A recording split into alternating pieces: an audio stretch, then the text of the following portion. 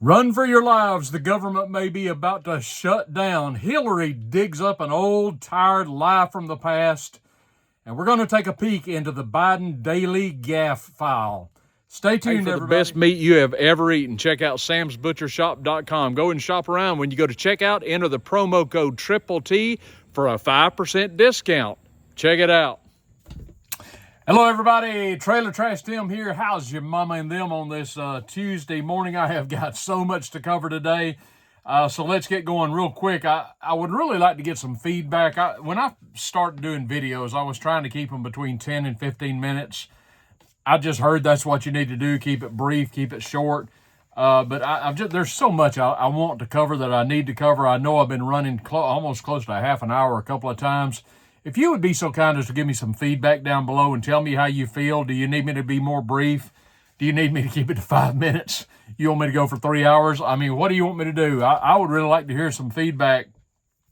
I know I'm not going to pull it in today under 15 minutes. I'll do the best I can.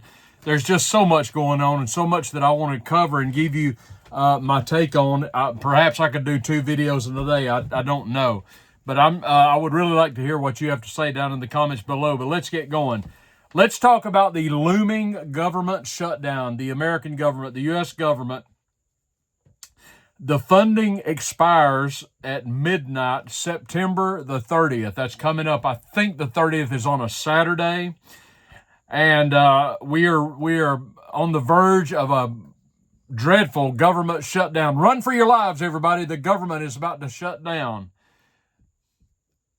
I don't really care, to be honest with you, but I want to take a closer look at this. As you know, of course, there's we can't agree in Washington on various issues and various fiscal issues, budgetary issues. And so if they don't pass some sort of continuing resolution in Congress, they're going to run out of funding for the federal government by the 30th at midnight, which means it will effectively shut the government down. You got that? It sounds awful, right? I mean, it sounds scary. Well, what are we going to do if we shut the government down? Well, if you go and do a little bit of digging, just do a little bit of research, which I have done. I'll do all this work for you so you don't have to, right? And you go and find out exactly what it means when the government shuts itself down because of no continuing resolution to fund the debt, to pay the debt. You discover that it's really not that scary of a proposition. What exactly does it mean if the government shuts down? Now, I'm going to tell you who I'm going to read from. I'm going to read from CNN. And if CNN can't make this scary, CNN is a leftist media outlet like almost every other Western media outfit, completely in bed with the American government, completely in bed with the Biden administration. So if they can't make this sound scary, I doubt anybody can. But this is what they say on their website. Government operations and services deemed essential, quote unquote, or necessary to protect public safety and national security are exempt, i.e., border security. Oh, yeah. We don't have to worry. If the government shuts down, we're still going to have border security. Like we got it now, right, CNN? But if it shuts down, don't worry. Biden's crack team of agents, border agents on the border, I shouldn't rag on those guys. They're not allowed to do their job. It's not their fault. But they'll still guard the border, Biden style, right? Federal law enforcement is exempt from the government shutdown, as is air traffic control. Now, who is affected by the government shutdown if it happens? I doubt it will. Even if it will, it'll probably only be for, I don't know, a week or two. That's usually how this stuff shakes out. But here's who is affected by a government shutdown. Federal employees whose work is deemed non-essential would be furloughed without pay. Now, there's an asterisk besides this. They get sent home, they get furloughed without pay. However, when the shutdown ends, when things pick back up and return to normal again, they get all their back pay. If you ask me, it's a pretty sweet deal. You get sent home with no pay, but you're going to get your pay back when it ends. So non-essential employees are sent home. They're furloughed. That's what happens in a shutdown. Furthermore, it is possible that national parks could be shut down or severely understaffed. Now, try as I might, I could not find any other ramifications for a government shutdown. What happens in a government shutdown? Non-essential employees are furloughed and sent home. Federal employees are furloughed and sent home. Non-essential, which begs the obvious question, doesn't it? If you're non-essential, if you are a non-essential employee, why are you an employee? Right? Are you an employee? I'm assuming if you have a regular job like I do, that you're an essential employee. I know this much. If I didn't show up for work tomorrow, people would notice. My customers would notice. I deliver goods and services to my customers, and if I don't show up for work, they would be saying, hey, man, where's Triple T? Where is that guy? Where's my products? I'm essential. That's why I have a job. Right? The only people who have non-essential jobs are government employees because they meet quotas or whatever. Non-essential workers are furloughed and sent home. Well, if you're not essential, why the hell have you got a job in the first place? At taxpayer expense, financed by taxpayers who actually go out and work jobs and produce things and pay their taxes to pay the salaries of non-essential employees. And national parks, my Lord, we can't have the national parks shut down, can we? How is that going to affect our lives? Won't affect mine one bit, and I love going to national parks in my RV. I mean, I remember when the Pilgrims landed, the first thing they did when they got off the Nina, Pinta, and Santa Maria was said, well, first, we need to establish national parks. Then let's eat Thanksgiving. Come on, man, as Biden would say. I mean, national parks, they're nice.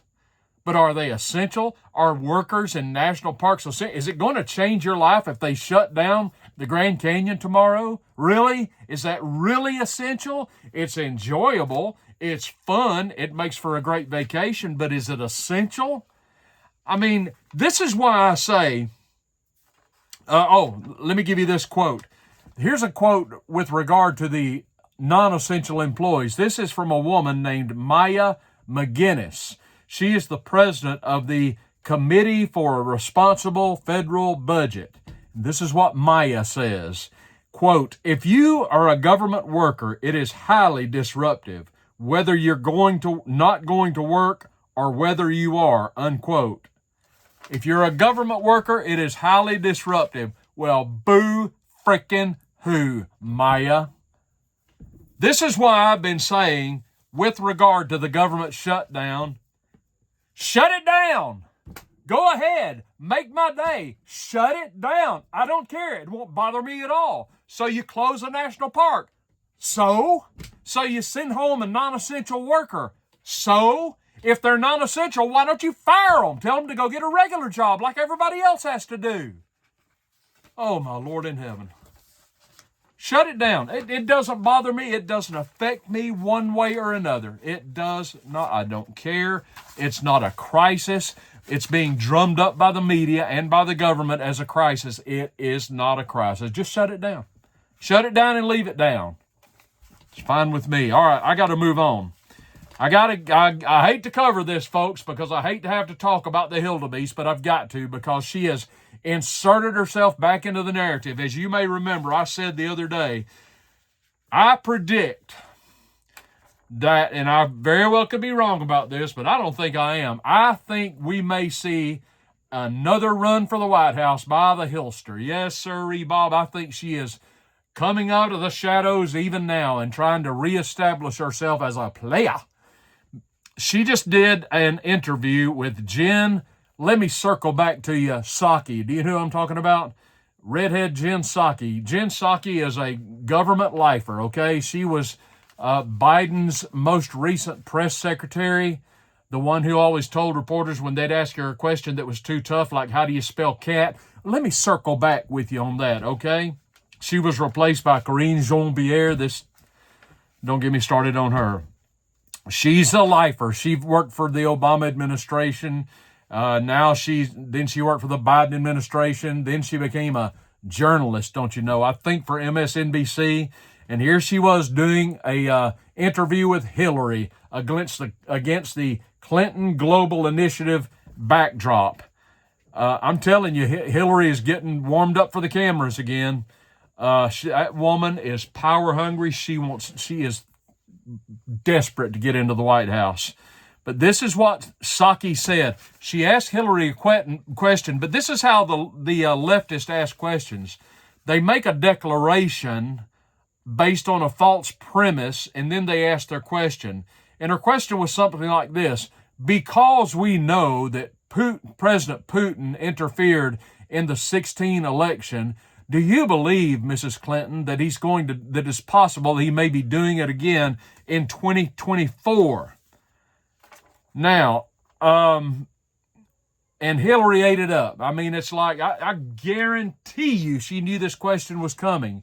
And of course, she's nodding her head. Well, yes, Jen, there's every reason to believe that Putin may well be interfering in the upcoming 2024 election, just as he did in 2016. Hold on just a minute, everybody.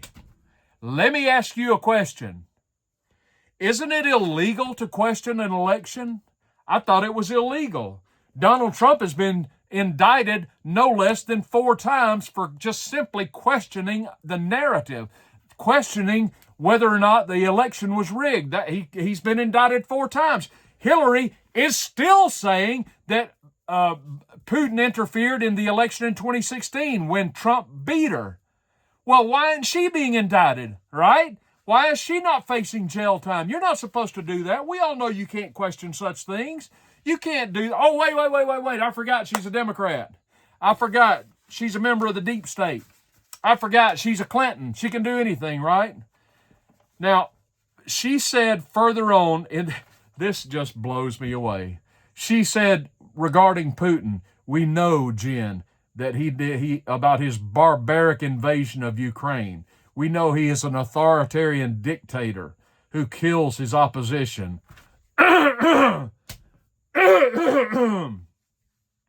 We know he invades other countries. We know he interferes with elections, Jen Psaki. You ever heard the expression pot freaking kettle? We know that Putin invades other countries. Hillary, do you remember your invasion of Libya, the somewhat stable country who refused to go on to use the dollar as its reserve currency?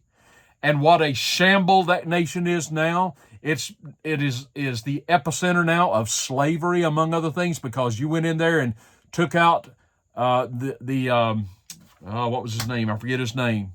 You said on camera, we came, we saw, and we killed him. Muammar Gaddafi. Took him out. Remember that invasion? So it's okay for you, but it's not okay for Putin, right? Who had a reason to do what he did. Do you remember, Hillary, when your husband, Slick Willie Clinton, dropped bombs on Serbians who were in a Paschal procession, an Easter procession? He bombed Serbian Christians on Easter Sunday, and the airmen wrote on the bombs, Happy Easter, before dropping them on the Serbs, the Christians. Your husband did that, Hillary. Was that okay? I guess you forgot about that.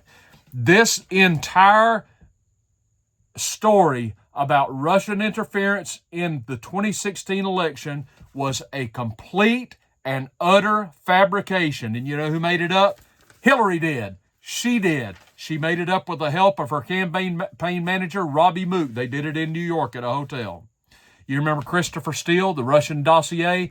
All made up. It was all, remember the golden showers of Trump? It was all a lie, folks. It was all a lie, and it was all made up by Hillary, and she's running that same lie back out again, firing a preemptive strike. Oh, Putin may be interfering in the next election. Yeah, I bet it's one you're going to be in, right? There's a passage in the Bible, and it goes like this: let God arise and let his enemies be scattered. Amen. May this woman be put out to pasture once and for all. Let me move on. I got to mention something. I got so much to talk about. Some of us just going to have to wait. Tucker Carlson gave an interview the last few days to a Swiss magazine, and he said this, quote, I tried to interview Putin and the American government stopped me. What? We can't hear Putin's voice? Why? Nobody voted on this issue. He emphasized later that the American authorities have been controlling all media for several decades and citizens do not know the true state of affairs. Now, our buddy Alex Christoforou on his channel said this concerning this blurb by Tucker. He said, and he's exactly right on this, the U.S. government is afraid of you hearing Putin's words. You know why? Because they would make sense to you. If you're a logical, rational, intelligent American, what Putin would say to you would make sense. And they don't want you to hear that. Maybe it's possible that Putin is not the evil dictator we've been told he is. Maybe if you were to actually hear Putin lay out his case to America, maybe if we had access to Putin, which we do not, you have to go digging for it, the whole Russia narrative, the whole Ukrainian narrative would crumble. What the deep state fears the most is you that are watching me in the West particularly you Americans and Canadians. If you were to actually hear the words of Vladimir Putin, it would blow your mind, possibly. Some of you already know that.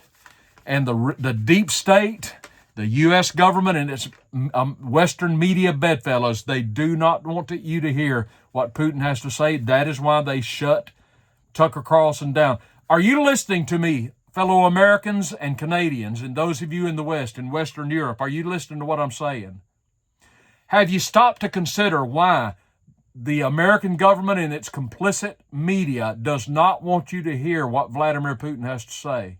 Has that ever dawned on you? Have you ever thought about that? Is it possible that what he has to say might make sense? Do you realize, just as an aside, just for giggles, let me tell you this. In the last few weeks, the government of Zelensky in Ukraine has shut down 74 Christian churches. And during his tenure, I believe the number now, under Vladimir Putin, Russia has opened over 26,000 churches. Does that sound like a despot to you? Does that sound like a dictator to you? Does that sound like a godless atheist to you?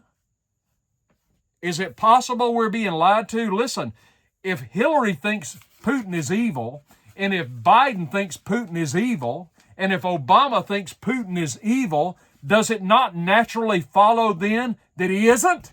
Because what could we all probably agree on? They're all liars. We know they're liars. They lie about everything. Is it not possible they're lying about that? So the government of the United States, does it not sound like Nazi Germany? Does it not sound like the old Soviet Union and the KGB suppressing information? Does it not sound like that to you? It should. That's exactly what it is. The American government suppressing free speech. You wouldn't think so, but that's exactly what's happening. They don't want you to hear what Putin has to say. They don't want you to hear what Gonzalo Lira had to say. That's why he's still in prison.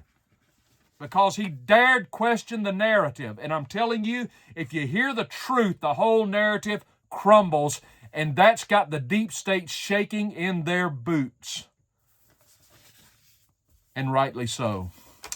I've got a new file I want to open up for you, and I'll close with this. I've got something I've started called the Biden Daily Gaffe File. Get ready for this. This is just so special. This is what the occupant of the White House tweeted today. Now, of course, there's no way in hell that Joe Biden actually tweeted this because he obviously somebody using his account did this for him. Maybe it was Karine Jean-Pierre, I don't know. But somebody in the White House tweeted this on behalf of Biden. This is what he said, quote, Let me break down the key difference between Bidenomics and MAGAnomics. House Republicans think massive corporations and the wealthiest Americans need a tax break. I think it's time working people saw some relief and the wealthiest started paying their fair share, unquote. You know what gets me about this? People like Biden are always talking about those evil big corporations. But you know what they never talk about? They never talk about an evil big government. It's always the corporation. Now, I grant you, there are some big evil corporations, and so many of the big evil corporations are in bed with the big evil government, right? But you never talk about the big evil government, do you, Biden? No, it's those evil corporations. Let me tell you something about some American corporations. Some of them are pretty decent companies, and they provide a lot of good jobs for a lot of good people. Just because it's a big corporation doesn't necessarily mean it's evil. It can be, certainly. But it isn't necessarily. But I want to get to what he said here about the wealthiest Americans paying their fair share. They're always talking about their fair share. I'll have some water. They're always using this term, fair share. You know, I hate the F word. I hate having to use the F word. What's the F word, Triple T? Let me spell it for you. F-A-I-R, fair. What the hell is fair? What is fair? Can anybody define fair? Life isn't fair. Nothing is fair. Nobody guarantees you anything. You have to go out and work for it. But the wealthiest need to pay their fair share. First of all, who are the wealthy in Joe Biden's world? I'll tell you who the wealthy people are. The people who are actually paying taxes, that's who they are. And what is their fair share? They'll never tell us. What is our fair share, Joe? 20% of our income? 50%? 80%? 90%? 99%? Is that fair? What's fair? Is it fair that we have Americans who are able-bodied, who could go out and work but refuse to? Is that fair?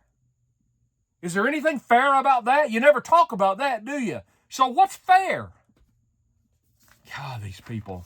I mean, seriously, if you want to talk about taxes, we can talk about taxes. And if you want to talk fairness, we can have that debate all day long. But you've got to be intellectually honest about it.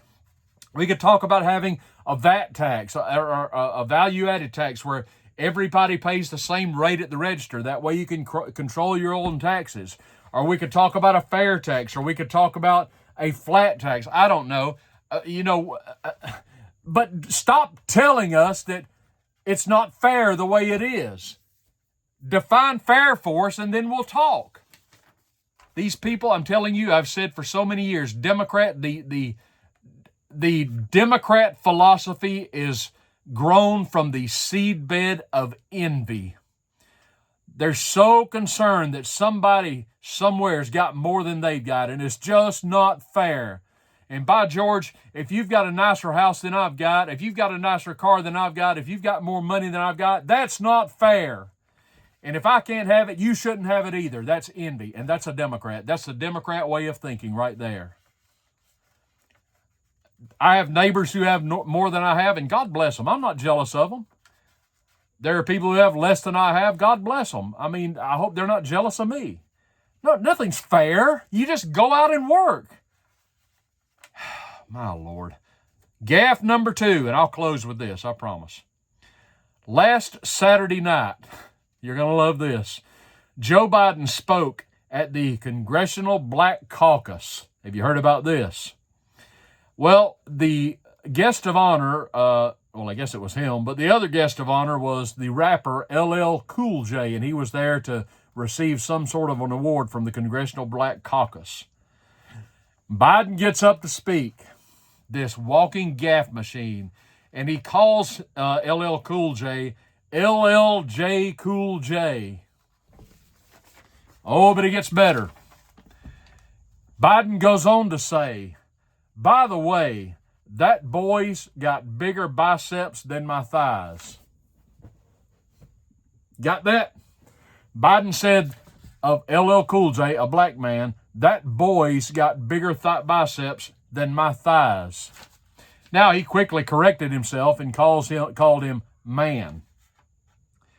But that's what he said. Earlier this year, speaking of the new governor of Maryland, Wes Moore, who's also a black man, the first black man to be governor of Maryland, he said this, quote, Biden said this, "You got a hell of a new governor in Wes Moore, I tell you. He's the real deal. And the boy looked like he could still play." Do you remember back in 2007, Biden said this of then candidate Barack Obama, quote, speaking of Obama, he said this, quote, "The first mainstream African-American who is articulate and bright and clean and a nice-looking guy." I got a question for you. If Donald Trump referred to a black man with the term boy, what do you think would happen? Anybody want to venture a guess? You know what would happen. You would never, ever hear the end of it. If Donald Trump had referred to a black man using the term boy, which is considered a derogatory term in the West, all holy hell would break loose, and everybody knows it. But this doddering old fool gets a pass, calling a black man boy. It's okay for Biden to say it because he's a Democrat, right? And we're going to circle the wagons and we're going to protect him. Democrats can do anything. They can say anything. You know, Obama, he's a clean man. He's articulate. He's a good-looking man. That's what's going on in the news, folks. Hey, thanks for coming. Thanks for joining me today. I appreciate it very much. Do me a favor, please like this video. Give me a big thumbs up. Don't forget to do that. I would really appreciate it. It would help the algorithm greatly, I am told. If you have not yet subscribed to the channel, as long as you do not wear a face mask and you are not an illegal alien, you are more than welcome to join our growing community. This is Trailer Trash Tim. Go out there, have a wonderful Tuesday, and I will see you all tomorrow.